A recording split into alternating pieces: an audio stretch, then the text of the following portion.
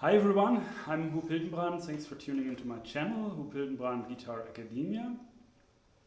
Today we will have the first of 10 lessons, a course to go really into depth with 4-part structures.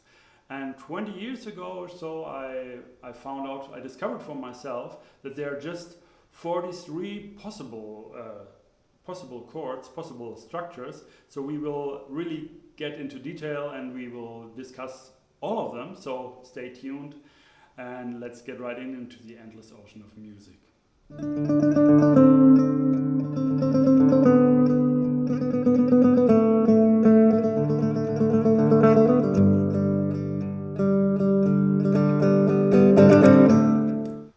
Alright, so this will be really a course, or you can also call it like a workout to practice and get to know all the different 4-note structures, all structures there are. And I found these, found out actually 20 years ago that there's just a limited number of them. It was like during the lessons I had with Mick Goodrick at Berklee College of Music. And we talked about different voice leadings of 4-part structures through different cycles. And he also had a lot of different names for certain chords. And then one week I actually sat down and I wrote out for myself like all the possible combinations of 4 different notes. And then I found out, okay, these combinations are just transpositions and these combinations are just the same, like inversions of it. So I found out that there are actually just 43 of them. Just 43 different possibilities of combining 4 different notes. And I was quite happy when I found it out, because then next week I came to the lesson to him. And I said to Mick Goodrick, okay, I have a sheet here and tell me any combination of 4 different notes and I will show you this chord here on my page, this structure. And there are just 43. And he couldn't really believe it, and he said, no, really, that sounds... he also saw that there are just much more actually of them. But of course, next week when we had lessons, he said, "Yeah, you're right. I mean, it's just 43."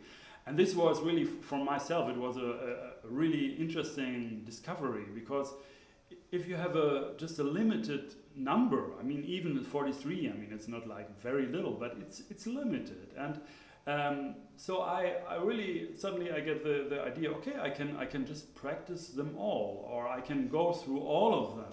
Really systematic, and I can find out for myself, make a lot of discoveries of new sounds I never played before, and I can choose myself which ones I like. I mean, it's really not about this course. It's not really about learning all of them, be able to play all of them in all the different ways on the fretboard. Of course not. It's not why should you actually? But it's about discovering new sounds and finding out more of your own music. I mean, maybe you play a certain chord you would never play it before, because you have not like a systematic approach, and suddenly you think, wow, this sounds beautiful. I mean, I can compose something, or I can use this voicing for a certain situation. I always used like different voicings, and maybe that's a really cool voicing. So I would really suggest that you follow this course till the end, and also download the PDF files, and then you have a really a complete thing about I mean, covering all the different possible 4-note structures, and they are really used very frequently also on the guitar. And there are a lot of possibilities how to in which situations you use them. Okay, there's also a PDF for this lesson. You just go down in the description. There's a link you can download from my website. And this page, they are just listed all of these 43 structures, the symbols.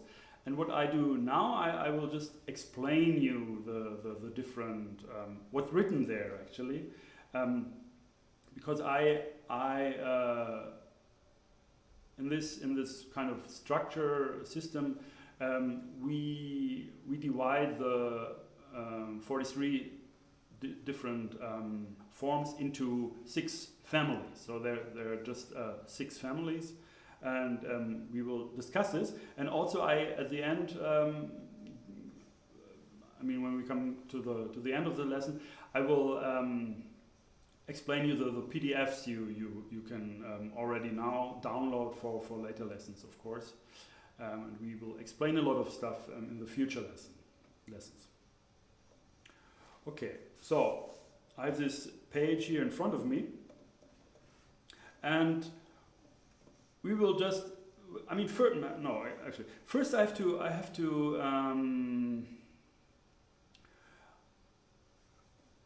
there's a lot of confusion about this number 43, and I noticed this with my students that they do not really understand why 43, and there are much more chords possible. And okay, I hope I can make this clear now.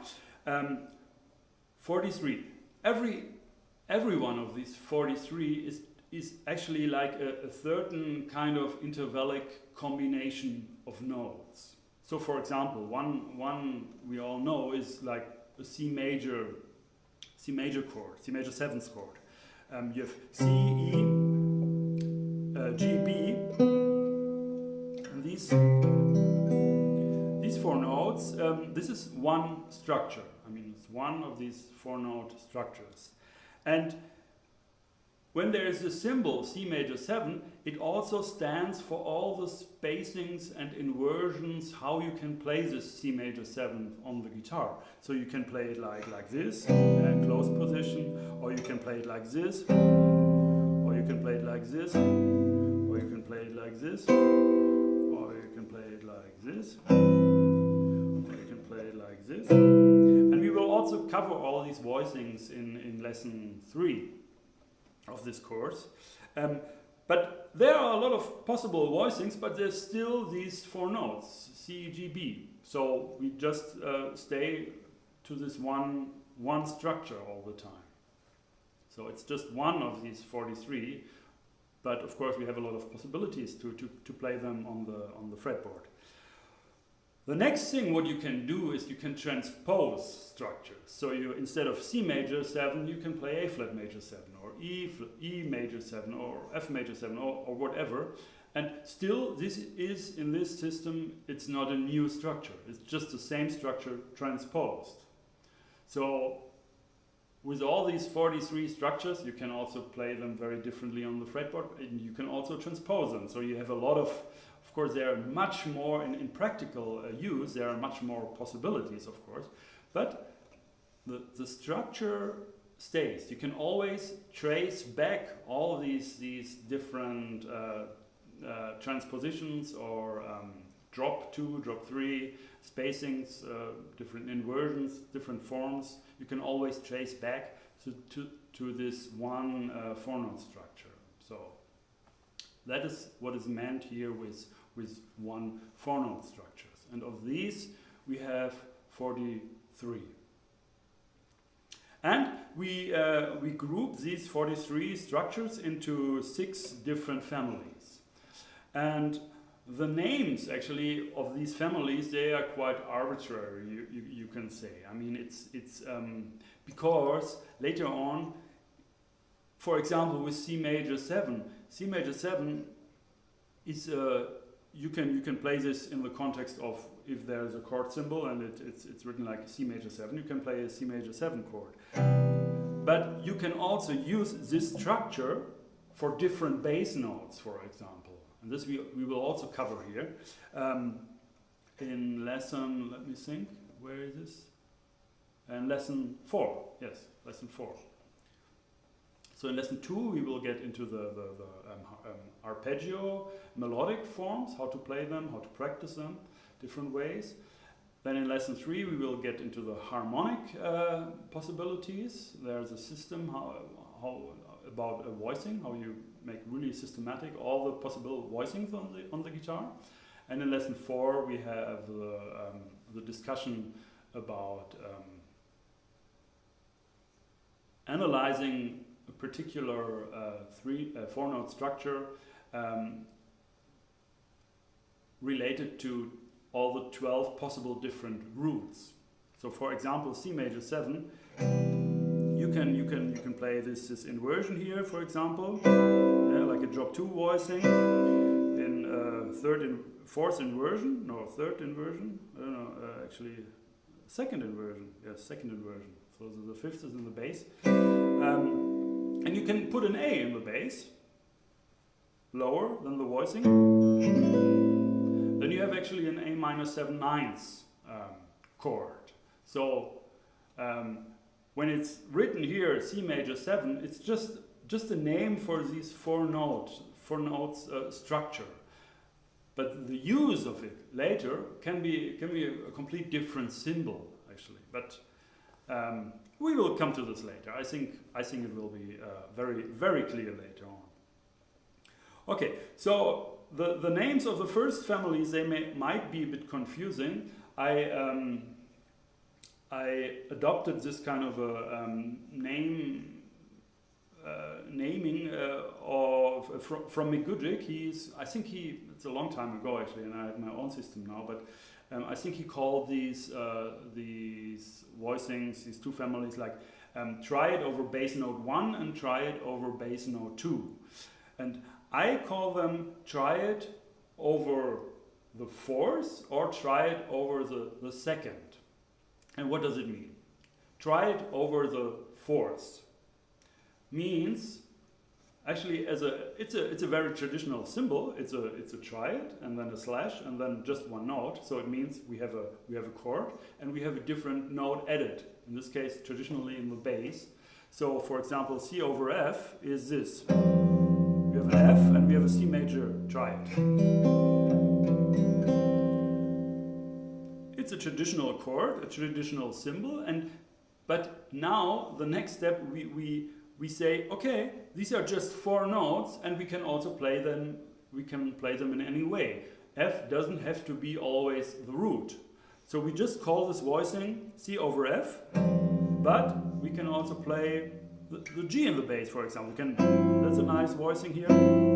G, F, C, E, so we have C, E, G, try it. And then we have an F in the middle, this is also a beautiful voicing. So C, G, E is a C major triad, and we have an added F, or we can play this. And there are a lot of possibilities.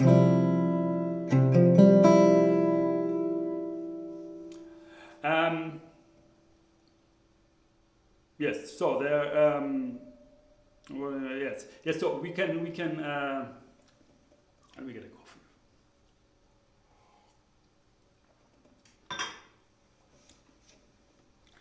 So we can invert and space this structure in different ways, and still we keep a traditional symbol C over F.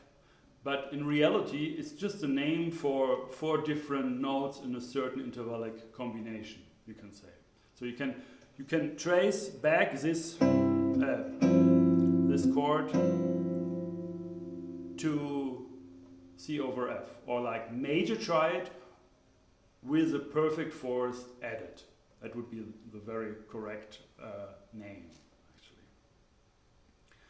And we have different possibilities here. We have a major triad with an F added. Then we have a major triad with a sharp 11 or sharp 4 added, like the F sharp. So for example, this is a beautiful voicing, or this. Or maybe this.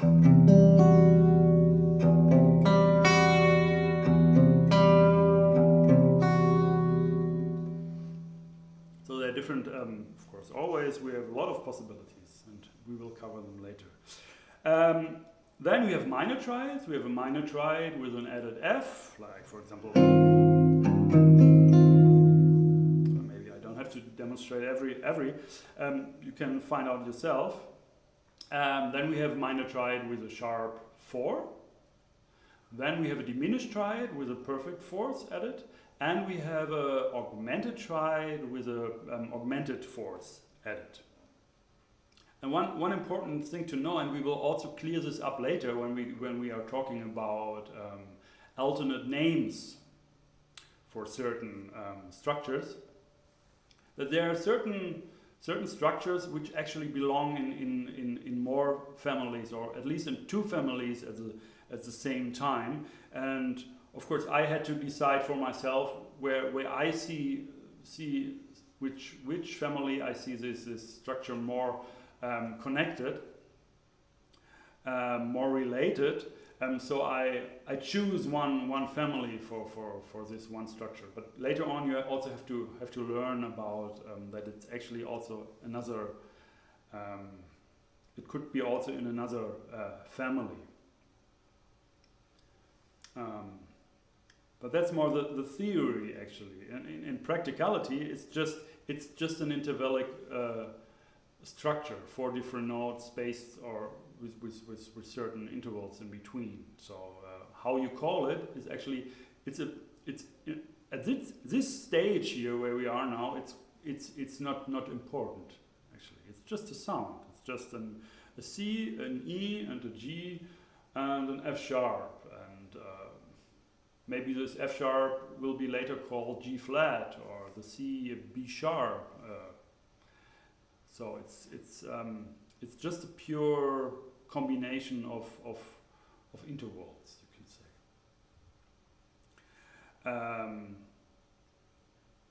So that's why maybe also these families sometimes do not really seem like complete. For example, why there is not a C augmented or an augmented triad with an added fourth, for example.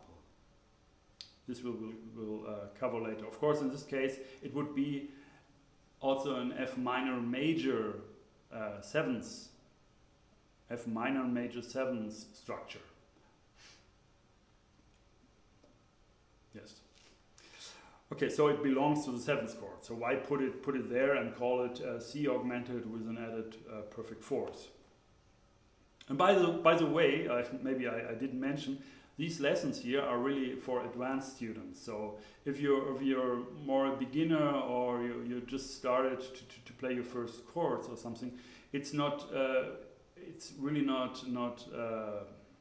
I don't expect from you that you understand this, and maybe you can also watch this lesson, and you will definitely learn something from it, I think. But the way we are talking, and what I assume now, who I am talking to now, I assume that you are more an advanced guitarist. Okay. The second family is a triad over bass note 2. So we have a triad, and when I say triad, in this case, it's always a traditional triad, stacked structure, which results from stacking up thirds, and we just have 2 thirds. We have minor third and major third, so we have minor major, major minor, minor minor, major major. So we have 4 different triads, and you see them all there. We have a major, we have a minor, we have a diminished, and we have an augmented triad. And in the second family, we have a major triad. In this case, we call it just C major, and it stays for, it's meant for all kinds of major triads. Remember, we can transpose them any way we want. And we have an added minor second, so C with D flat, like this, for example, or this. Then we have a C with a D, beautiful,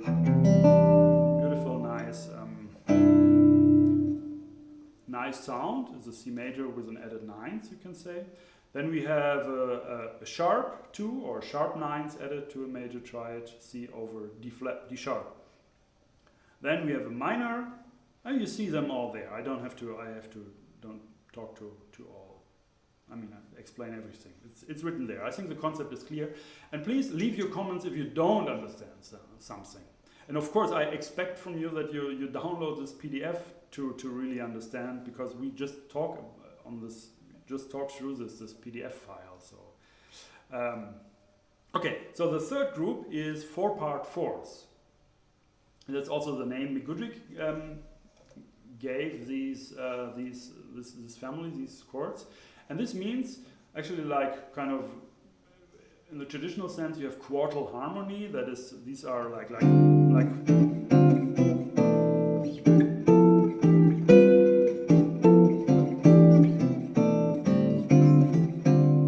just chords which are not stacked up thirds but stacked up fourths. So for example, from D to G, perfect fourth. From G to C, perfect fourth. From C to F, perfect fourth. So that's a quartal harmony. But of course, in our system, we can also what we can do, we can also play it like this, or like this, or like this, or like this. This again. So these are all the different, I mean, there are a lot of possibilities, of course, to play this chord. And in this family, 4-part fourths, we take actually like 3 different fours to build up these 7 structures. We have perfect fourths. So if the 4 is written there, we have perfect fourths, we have sharp or augmented fourths, and we have diminished fourths. And these structures, they are actually all the different possible stacked up fourth structures which we find in the major scales, I mean the modes in major, in melodic minor, in harmonic minor, and harmonic major. So that's why we select these 7s, because they are really coming from these very important 4 scale types. So that's why we also have a flat 4. You can say, okay, a flat 4 is just a major third, but you have like diminished fourths, many actually. When you go to harmonic minor or harmonic major, you have like you can't build perfect and augmented fourth structures on every note. Sometimes you have diminished fourths. The 4th group is easy. It's just 7th chords. So stacking up thirds. These 7 7th chords are all possibilities of stacking up minor and major thirds. Then we have tetrachords. Tetrachords are just, you can say, excerpts of the traditional scales. So like the church modes or harmonic minor, melodic minor, and so on. We just take 4 notes, scale-wise notes, like C, D, E, F, for example. Yeah, and that's one structure. C, D, E, F, for example, we can play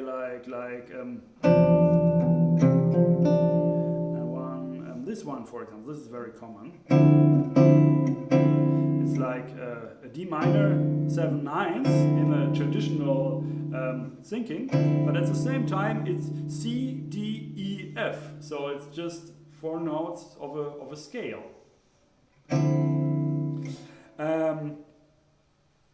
Yes, so we have the different possibilities there, and there are some structures which are really overlapping to other families, and these the interval, these chords these structures are built are like minor seconds, major seconds, and augmented seconds.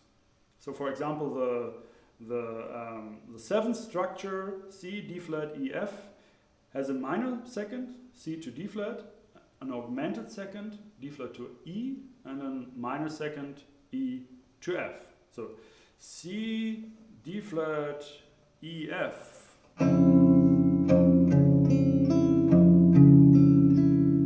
There's some nice sound. Or this one. Inverted. Yeah, C, D flat, E, F. Yeah, this chord you can call D flat major 7 sharp 9, for example. And it's just an excerpt of a scale, 4 notes.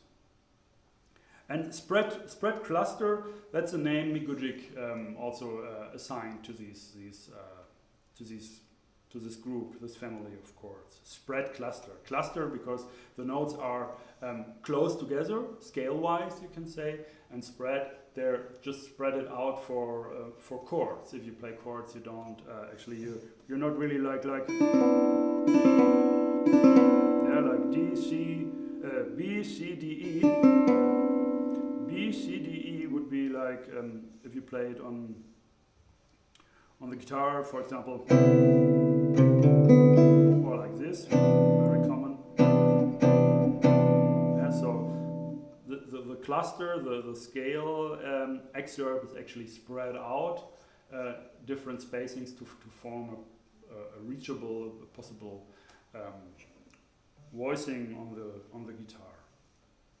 But actually it doesn't always have to be like spread, because this one I just played here is not spread, so it's just a tetrachord. Alright, the last is maybe the weirdest and the most dissonant, because you will not find this structure in maybe in the blues scale, but not on any like traditional Western scales, possible scales. Because you have chromatic. What does it mean? Chromatic means at least 2 half steps following each other, 2 adjacent half steps. So for example, you have C sharp, D, E flat. And when you put these 3 notes together as a chord, how can we do it? For example, like this. Or like this. Or like this. You see, they're really sounding very dissonant. But of course, it depends on context where you use it and what kind of emotion you want to express with your music. For example, for film music, it can be really useful to have this kind of tool that you can think, okay, I want to have a really tense, dissonant sound, and then you can look into that family there. And actually, at one time I wrote a whole blues just using these kind of structures, and this sounded quite interesting. But of course, as always, I throw away a lot of stuff I composed and written down, because I think it's not really how do you say, like important to keep. So I don't have it anymore. Maybe you can write a blues and send it to me. I would be happy to share it here. If you compose something with these structures, I would share it, of course. All right, so these chromatic triads. Chromatic, actually, what I said is two minor seconds following each other. In this case here, I call the middle tone root. Like C, D, E flat, I call this note, this is my root, and these 3 notes together is a chromatic triad, and the root is in the middle. So this concept has nothing to do with traditional triads. It's just a name. Triad 3 and chromatic, it's the structure, 2 half steps. And the reason why the middle tone is my root is because this structure actually in other cultures is quite frequently used in a scale without thinking chromatic. So for example, you have a scale like this one, like G minor.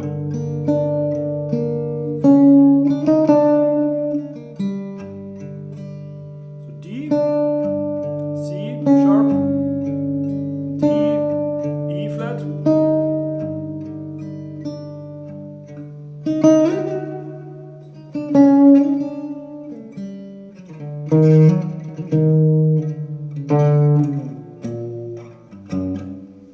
this scale, like what is it, like harmonic minor sharp 11, for example. It's also, there are a lot of names actually for these scales, and especially in like Turkish and Indian music, you find a lot of these things like Bayraf or like Sirgüle Hicaz or whatever, Sega, and mostly the middle tone is like, if you have this chromatic thing here, the middle tone is of like C sharp D, E flat, is either the fifth or the root. So very strong sounds, very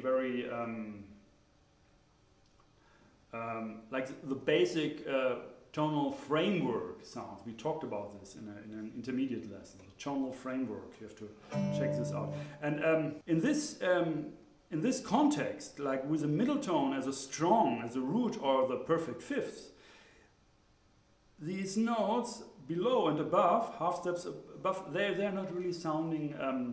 It's not really sounding that chromatic, you can say.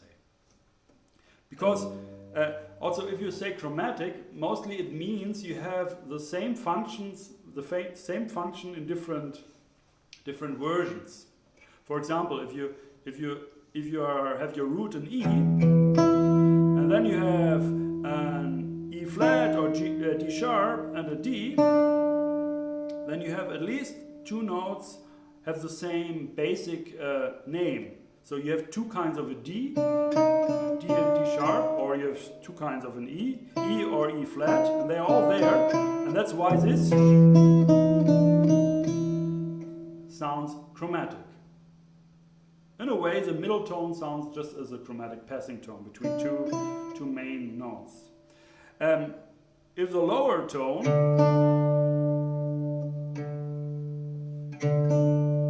is a root, then you have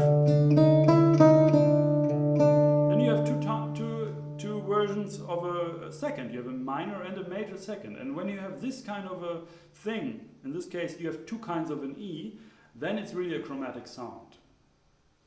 But in this case, G minor, you have a D, that's your fifth, perfect fifth. Then you have a C sharp, that's a sharp 4, and you have an E flat, that's a flat 6. So you don't have any note, any function doubled, or in two different versions.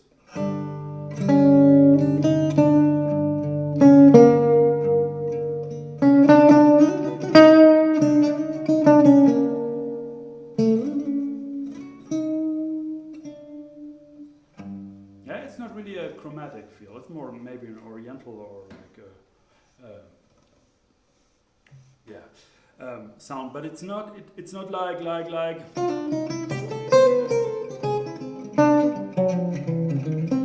Yeah, this is more like a chromatic way of building jazz lines or something. Or yeah, that's a different sound.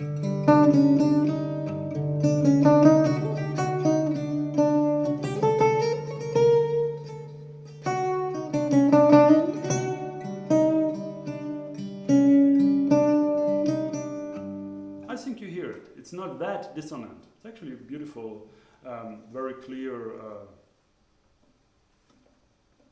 scale-wise thing. What's happening there? So that's because if you have in practical music in different cultures, you mostly, if you have these two half steps, the middle tone is the strongest. It's either the root or the fifth. So that's why I call this chromatic triad as different structures here on this page. And the middle tone I call the root. And you have eight different ones. And why 8? Because that's just a triad, and we need 4 note structures, so we add one note extra. In this case, they're under the lines. It's written C is a root, so we take the whole thing, transpose it to C. C is a middle note, B is a lower second, minor second, D flat is a higher, minor second. So that's a chromatic triad. C is our root. The first 4-note structure is an added major second. So the 2 standing for major second. So always sing from C. C is a root and an added major second. So this structure will be just half steps. So 4 notes as close as possible together. Closer is not possible. Okay, then next step is instead of the 2, you add the minor third, so the E flat. So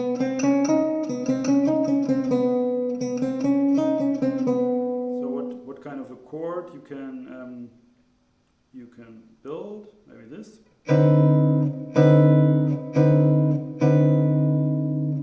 No, that's wrong.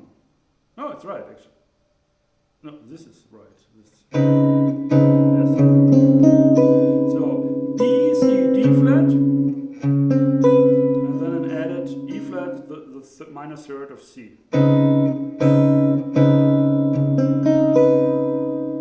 Okay, I for myself, I went through them all and played them in all different ways on the guitar, but of course I don't use them so much. It's not really my music, these sounds, but I'm not here to put you in a certain style. So I just give you everything. I give you a systematic approach that you can just have a straight path where you pass all of them. It's like a guide, you can say, through a city where at the end, you know, okay, I start here, and at the end, if I just follow this, I've seen everything, you can say.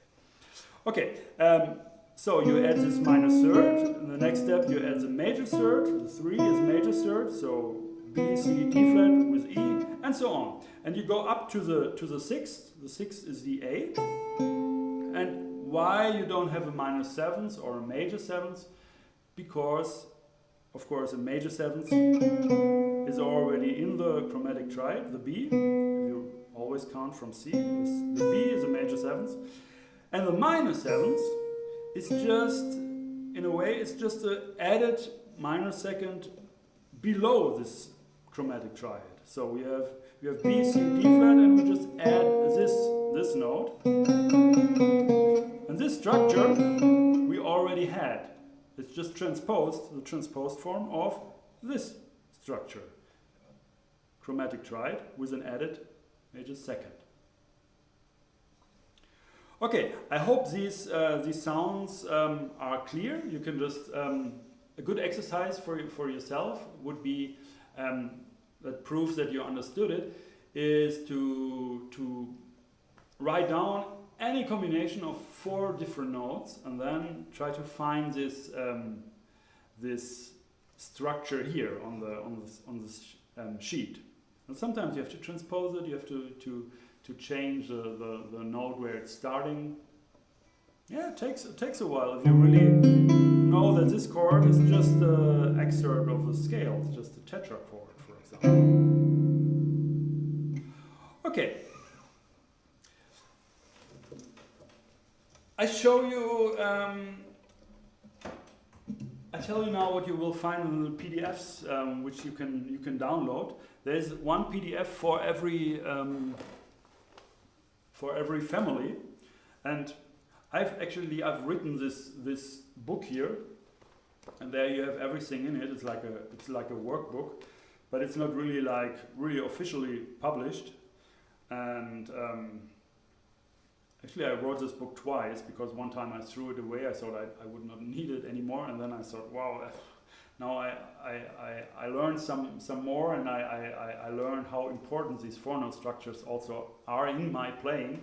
So I wrote the whole book again, and now I'm transferring this book actually in these video lessons plus PDF. So I think that's a great way that I can share this with a bigger worldwide community of eager guitarists. Okay, so there's a PDF for every family, and every family is consisting of at least 6 different 4-note structures, and I just show you what you will find there. For example, the first page of each 4-note structure is this. This is the structure on the whole fretboard.